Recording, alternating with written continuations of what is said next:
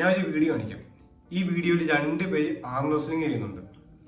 അതിൽ ഒരാൾ മലയാളിയാണ്, ഒരാൾ ഫേമസ് ആയിട്ടുള്ള ലാറി വീൽസ് ആണ്. അപ്പം ലാറി വീൽസ് ആയാൽ നമുക്കറിയാം ഭയങ്കര പവർ ലിഫ്റ്ററാണ്, നല്ല വെയിറ്റ് ലിഫ്റ്ററാണ്, ഒരു ഇന്റർനാഷണൽ പ്ലെയർ ആണ്. ഈ ലാറി വീൽസ് ആം റെസ്ലിംഗ് ചെയ്യുന്നത് ഒരു മലയാളിയുമായിട്ടാണ്. മലയാളിക്ക് ഈ ലാറി വീൽസിന്റെ അത്രയും സൈസ് ഒന്നും ഇല്ല. പക്ഷെ ഈ വീഡിയോയിൽ നമുക്ക് നോക്കിയാൽ കറക്റ്റായിട്ട് കാണാൻ പറ്റും ലാറി വീൽസിനെ അയാൾ തോപ്പിക്കുന്നുണ്ട്. ലാറി വീൽസ് അയാളുടെ മുമ്പ് പരാജയപ്പെട്ടു പോവാണ്. അപ്പം ഈ വീഡിയോന്റെ അടിയിൽ ഞാൻ കുറെ കമന്റ്സ് ഉണ്ട്. എല്ലാവരും പറഞ്ഞ് ലാറി വീൽസൊക്കെ വെറും സൈസ് മാത്രമേ ഉള്ളൂ, അയാൾക്കൊന്നും വലിയ ശക്തിയൊന്നും ഇല്ല, അയാളൊക്കെ വെറും വിയർപ്പിച്ചെടുത്ത ബലൂണേ ഉള്ളൂ, അയാൾക്കൊന്നും ഒന്നുമല്ല. ഇങ്ങനെയുള്ള കമന്റ്സ് ഒക്കെയാണ് ഞാൻ കണ്ടത്. എന്ത് മലയാളി മാസാടാ, ഇന്ത്യക്കാരൻ മാസാടാ, അങ്ങനെയൊക്കെയുള്ള ഡയലോഗാണ് ഞാൻ കണ്ടത്. ശരിയാണ്, അദ്ദേഹം ലാറി വീൽസിനെ തോപ്പിച്ച്, അത് നല്ലൊരു കാര്യം തന്നെയാണ്. പക്ഷെ നമ്മൾ നോക്കേണ്ട കാര്യം എന്ന് വെച്ചാൽ ലാറി വീൽസ് ഒരു പവർ ലിഫ്റ്ററാണ്, നമ്മുടെ ഇദ്ദേഹം ഒരു ആം റെസ്ലറാണ്. അപ്പം ഓരോ പ്രൊഫഷൻ അതിൻ്റെതായിട്ടുള്ള സ്കിൽ സെറ്റ് ഉണ്ട്. ഇപ്പം ഇദ്ദേഹത്തിന് ചിലപ്പോൾ ലാറി വീൽസ് പൊക്കുന്ന വെയിറ്റ് ചിലപ്പം ലിഫ്റ്റ് ചെയ്യാൻ പറ്റിയെന്ന് വരില്ല. ഇപ്പം ലാറി ലിഫ്റ്റ്, ഡെഡ് ലിഫ്റ്റും സ്ക്വാട്ടൊക്കെ അടിക്കുന്ന വെയിറ്റ് ഇയാൾക്ക് ഇപ്പം പൊക്കാൻ പറ്റിയെന്ന് ഇരിക്കത്തില്ല. അപ്പം നമ്മുടെ ഇന്ത്യക്കാരുടെ ഇടയിൽ ഇങ്ങനെ ഒരു മിസ്കൺസെപ്ഷൻ ഉണ്ട്. ഇപ്പം ഒരാളെ ആം റെസ്ലിംഗ് തോപ്പിച്ചാൽ, അല്ലെങ്കിൽ ഒരാളെ തല്ലി തോപ്പിച്ചാൽ അയാളാണ് ശക്തനെന്ന്. ചിലപ്പോൾ ഫൈറ്റ് നടന്ന ഫൈറ്റിൽ അയാൾക്ക് സ്കില്ലായിരിക്കും.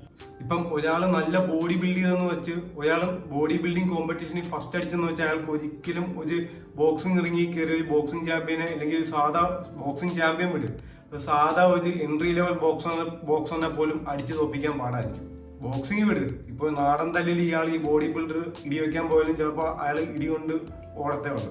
അപ്പം ഞാൻ നേരത്തെ പറഞ്ഞ പോലെ ഓരോ പ്രൊഫഷൻ അതിൻ്റെതായിട്ടുള്ള സ്കില്ലുണ്ട്. നമ്മുടെ മസിൽ ഫൈബേഴ്സ് 2 തരമായിട്ട് നമുക്ക് യൂസ് ചെയ്യാം. ഒന്ന് സ്ലോ ട്വിച്ച് എന്ന് പറയും, അല്ലെങ്കിൽ ടൈപ്പ് 1 എന്നും പറയും. മറ്റേത് ഫാസ്റ്റ് ട്വിച്ച് ആണ്, അത് ടൈപ്പ് 2A ടൈപ്പ് 2B ഉണ്ട്. ഇപ്പം നമ്മൾ സാധാരണ ആക്ടിവിറ്റീസ് ഒക്കെ ചെയ്യുന്നു, നമ്മൾ വീട്ടിലെ സാധനം എടുക്കുന്നു, വീട് വൃത്തിയാക്കുന്നു, കുക്ക് ചെയ്യുന്നു, നമ്മൾ അങ്ങോട്ടും ഇങ്ങോട്ടൊക്കെ നടക്കാൻ പോകുന്നു, വീട്ടിൽ എന്തെങ്കിലുമൊക്കെ ചെറിയ കാര്യമൊക്കെ ലിഫ്റ്റ് ചെയ്ത് അങ്ങോട്ടും ഇങ്ങോട്ടും മാറ്റുന്നു, അതിനൊക്കെ ഈ ടൈപ്പ് 1 അല്ലെങ്കിൽ സ്ലോ ട്വിച്ച് മസിൽ ഫൈബേഴ്സ് ആണ് നമുക്ക് വർക്ക് ആകുന്നത്. അപ്പൊ അതിന് നമുക്ക് എത്ര വേണേലും ചെയ്യാം. അതാണ് സത്യത്തിൽ ഈ മാരത്തോൺ റണ്ണേഴ്സ് ഒക്കെ മെയിൻ ആയിട്ട് യൂസ് ചെയ്യുന്നത്. അവരവരുടെ ബോഡിയിൽ ഈ സ്ലോ ട്വിച്ച് ആണ് ഉപയോഗിക്കുന്നത്, സ്ലോ ട്വിച്ച് മസിൽസ് ആണ് ഉപയോഗിക്കുന്നത്. പക്ഷെ അല്ലാണ്ട് 100 മീറ്റർ ഒരു സ്പ്രിന്റർ യൂസ് ചെയ്യുന്നത് ടൈപ്പ് 2B എന്ന് പറയുന്ന ഫാസ്റ്റ് ട്വിച്ച് മസിൽ ഫൈബേഴ്സ് ആണ് യൂസ് ചെയ്യുന്നത്. അതുപോലെ തന്നെ ടൈപ്പ് 2A ഉണ്ട്, അത് കുറച്ചുകൂടി എൻഡുറൻസ് നമുക്ക് അതിൽ വരും. ഇപ്പൊ നമ്മൾ ജിമ്മിൽ പോയി 10 തൊട്ട് 15 വരെയൊക്കെ നമ്മൾ ഡംബിൾ ലിഫ്റ്റ് ചെയ്യുവാണെങ്കിൽ, ഇപ്പോൾ 15 നമ്പറൊക്കെ നമുക്ക് കിട്ടുവാണെങ്കിൽ, ഇപ്പൊ ഡെഡ് ലിഫ്റ്റ് ആണെങ്കിലും അതിലൊക്കെ 15 നമ്പർ കിട്ടുവാണെങ്കിൽ അത് നമുക്ക് ടൈപ്പ് 2A പെടുത്താം. ടൈപ്പ് 2B ആണ് ഞാൻ പറഞ്ഞ ഇന്റൻസ് ആയിട്ടുള്ള സാധനം. അത് നമുക്ക് ഡെഡ് ലിഫ്റ്റ് ഒക്കെ 1 2 മാക്സിമം ഒരു നമ്പറൊക്കെ നമുക്ക് നമ്മുടെ മാക്സിമം വെയിറ്റ്, അതാണ് ടൈപ്പ് 2B എന്ന് പറയുന്ന മസിൽ ഫൈബർ. അപ്പൊ ഈ സ്പ്രിന്റേഴ്സ് ഒക്കെ യൂസ് ചെയ്യുന്നത് ടൈപ്പ് 2B ആണ്. അവർക്ക് 100 മീറ്റർ അവർ വലിഞ്ഞോടും, അവരുടെ മാക്സിമം അതായിരിക്കും. പക്ഷെ ഒരു മാരത്തോൺ റണ്ണിങ്ങിൽ ഇവർ ഓടാൻ പോയാൽ ഒരിക്കലും ഇതൊക്കെ ഈ മാരത്തോൺ റണ്ണേഴ്സിന് തോൽപ്പിക്കാൻ പറ്റത്തില്ല. കാരണം അവർ ഉപയോഗിച്ചത് ടൈപ്പ് 2B ആണ്. ടൈപ്പ് 1B ഇവരുടെ അത്രയും സ്ട്രോങ് അല്ല ഈ മാരത്തോൺ റണ്ണേഴ്സിന്റെ അത്രയും. അപ്പൊ ഈ മാരത്തോൺ റണ്ണേഴ്സ് അത് നന്നായിട്ട് യൂസ് ചെയ്യാൻ അറിയാം. പിന്നെ എല്ലാത്തിനും മേലൊരു ടെക്നിക്കാണ്. ഇപ്പം എക്സാമ്പിളായിട്ട് ബോക്സേഴ്സ് പറയുകയാണെങ്കിൽ, വലിയൊരു ബോഡി ബിൽഡർ അല്ലെങ്കിൽ വലിയ പവർ ലിഫ്റ്റർ, ഇദ്ദേഹം ഒരു അധികം സൈസൊന്നും ഇല്ലാത്ത 5 അടി 5 ബോക്സറുമായിട്ട് അടിക്കാൻ ചെന്നാൽ ചിലപ്പോൾ ബോക്സർ അയാളെ അടിച്ച് തറയിടും. കാരണം ബോക്സറിന് ശക്തിയൊന്നും അത്രയും കാണത്തില്ല മറ്റേ അത്ര. പക്ഷെ നല്ല ടെക്നിക്കുണ്ട്. ഈ മസിൽ ഫൈബേഴ്സ് ഇപ്പൊ ടൈപ്പ് 2A ആയിരിക്കും യൂസ് ചെയ്യുന്നത്. ഇപ്പൊ അത് മാത്രമല്ല, അതിന്റെ ഇടയ്ക്ക് ടെക്നിക്കും കൂടി വരുമ്പോൾ പെട്ടെന്ന് ഫാസ്റ്റ് ആയിരിക്കും. അതുപോലെ വലിയ സൈസൊന്നും ഇല്ലാത്തതുകൊണ്ട് നല്ല സ്പീഡായിട്ട് കൈയൊക്കെ മൂവ് ചെയ്യും.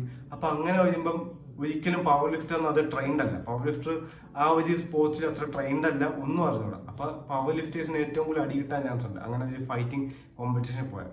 പക്ഷെ ഇതേ ബോക്സിന്റെ അടുത്ത് ഒരു പവർ ലിഫ്റ്റിംഗ് ചാമ്പ്യൻഷിപ്പിലിട്ട് ഡെഡ് ലിഫ്റ്റ് ചെയ്യാൻ പറഞ്ഞാൽ അവൻ ചിലപ്പോൾ മുക്കും. അവന് ചിലപ്പോൾ 100 കിലോ പോലും ലിഫ്റ്റ് ചെയ്യാൻ പറ്റിയെന്ന് വരില്ല. അതുപോലെ തന്നെയാണ് ഒരു ആം റെസ്ലർ, ഒരു പഞ്ച് കുസ്തിക്കാരൻ. അദ്ദേഹം എപ്പോഴും ട്രെയിൻ ചെയ്യുന്ന അയാളുടെ ഈ ഗ്രിപ്പ് സ്ട്രെങ്തിന് വേണ്ടിയിട്ടൊക്കെയാണ്. അപ്പം ഗ്രിപ്പ് സ്ട്രെങ്തും ഈ ടൈപ്പ് 2B മസിൽ ഫൈബേഴ്സും കൂടി ഒരുമിച്ച് വർക്ക് ചെയ്യിപ്പിക്കും. അപ്പം അതിന് വേണ്ടിയിട്ട് പക്കയായിട്ട് എൻഡുറൻസും ബിൽഡ് ചെയ്യും. അങ്ങനെ കുറെ വർക്കൗട്ട്സും അതിലും കോൺസെൻട്രേറ്റ് ചെയ്യും. അപ്പം അങ്ങനെ വരുമ്പം ഇയാൾ അധികം സൈസൊന്നും കാണത്തില്ല, 55 കിലോ ഒക്കെ കാണത്തുള്ളൂ. പക്ഷെ 100 കിലോ ഉള്ളവനെ വരെ തോൽപ്പിക്കാനുള്ള ശക്തി ആൾക്ക് കാണും. ഞാനൊരു കാര്യം പറയാം, ഇത് ഞാൻ എൻ്റെ വേറൊരു വീഡിയോ പറഞ്ഞിട്ടുള്ളതാണ്. എൻ്റെ ജിമ്മിൽ കുറേ വർഷങ്ങൾക്ക് മുമ്പ് ഒരു പയ്യനുണ്ടായിരുന്നു. പയ്യൻ അധികം സൈസൊന്നും ഇല്ല, ഒട്ടും സൈസ് ഇല്ല. പക്ഷേ ഈ പയ്യൻ എപ്പോഴും കോൺസെൻട്രേറ്റ് ചെയ്യുന്നത് ഈ ഷോൾഡർ പ്രസ് ആണ്. ഷോൾഡർ പ്രസ് മെഷീനാണ്. ഷോൾഡർ പ്രസ് മെഷീനിൽ നമുക്ക് മാക്സിമം വെയിറ്റ് ഇടാം, ചെറിയ വെയിറ്റ് ഇടാം. അപ്പോൾ എല്ലാം ചെറിയ വെയിറ്റ് ഇട്ടാണ് തുടങ്ങുന്നത്. അപ്പോൾ ഇദ്ദേഹം അതിൽ തന്നെ ചെറിയ വെയിറ്റിൽ തന്നെ കണ്ടിന്യൂ ചെയ്തുകൊണ്ടിരുന്നു. എന്നിട്ട് പതുക്കെ പതുക്കെ വെയിറ്റ് കൂട്ടി എപ്പോഴും അതിൽ കളിക്കും. ആഴ്ചയിൽ 3 തവണയെങ്കിലും ആ മെഷീനിൽ വർക്കൗട്ട് ചെയ്യും. അങ്ങനെ ഒരു 3-4 വർഷം കഴിഞ്ഞപ്പം ആ ജിമ്മിൽ ഏറ്റവും വലിയ പവർ ലിഫ്റ്റർക്കും ഏറ്റവും വലിയ ബോഡി ബിൽഡർക്കും നല്ല ശക്തിയായിട്ടുള്ള ആളുകൾക്ക് പോലും അത് ഫുള്ളി ആയിട്ട് പൊക്കാൻ പറ്റുന്നില്ല ആ ഒരു മെഷീൻ. പക്ഷെ ഇദ്ദേഹം ചെയ്യുന്നുണ്ട്, അധികം സൈസൊന്നും ഇല്ലാന്നിട്ട്. നിത്യാഭ്യാസി ആനയും എടുക്കും എന്ന് പറയുന്ന പോലെയൊക്കെ തന്നെയാണ് ഇതും. നമ്മൾ കണ്ടിന്യൂസ് ആയിട്ട് ഒരു കാര്യത്തിൽ പ്രാക്ടീസ് ചെയ്തുകൊണ്ടിരുന്നാൽ നമ്മുടെ ആ ഒരു മസിൽ അതുമായിട്ട് ട്രെയിൻഡ് ആവും. നമ്മുടെ മസിൽ ഹൈപ്പർട്രോഫിയിലേക്ക് പോകുമ്പോൾ നമ്മൾ ഓരോ തവണ ആ മസിലിനെ യൂസ് ചെയ്യുമ്പോൾ ആ മസിൽ സ്ട്രോങ് ആയിക്കൊണ്ടിരിക്കുകയാണ്. അപ്പം നമ്മൾ വീണ്ടും നമുക്ക് ഈ വെയിറ്റ് ഈസി ആയിട്ട് തോന്നും. നെക്സ്റ്റ് വീക്ക് നമ്മൾ വീണ്ടും വെയിറ്റ് കൂട്ടും. അങ്ങനെ ലോങ് ടൈമിൽ വരുമ്പം എല്ലാ കാര്യവും അങ്ങനെ എളുപ്പമായിട്ട് തോന്നും. ഇത് തന്നെ ഞാനിപ്പോൾ ഈ പറഞ്ഞ ഈ പ്രൊഫഷനിൽ മാത്രമല്ലേ, ഇപ്പൊ ഏത് പ്രൊഫഷനിലും നമുക്ക് എടുക്കാം. നീ എന്താണ് പെയിന്റർ ആയത്, ഇവൻ കണ്ടില്ല ഡോക്ടറായി, അങ്ങനെയൊക്കെ പറയാം. അപ്പം അതൊക്കെ ഒരു വിവരമില്ലായ്മ സത്യത്തിൽ. ഓരോ പ്രൊഫഷൻ അതിൻ്റെതായിട്ടുള്ള ഒരു സ്കില്ലുണ്ട്, ഓരോ പ്രൊഫഷൻ അതിൻ്റെതായിട്ടുള്ള വാല്യൂ ഉണ്ട്. അപ്പൊ നമ്മൾ ഓരോ പ്രൊഫഷനെ റെസ്പെക്ട് ചെയ്യാൻ പഠിക്കണം. ഇപ്പോൾ ഒരു ബോഡി ബിൽഡറിന് ബോക്സിംഗ് ചാമ്പ്യൻ ഇടിച്ചു തോപ്പിക്കാൻ പറ്റിയെന്ന് വെച്ചാൽ അവൻ ലൂസറല്ല.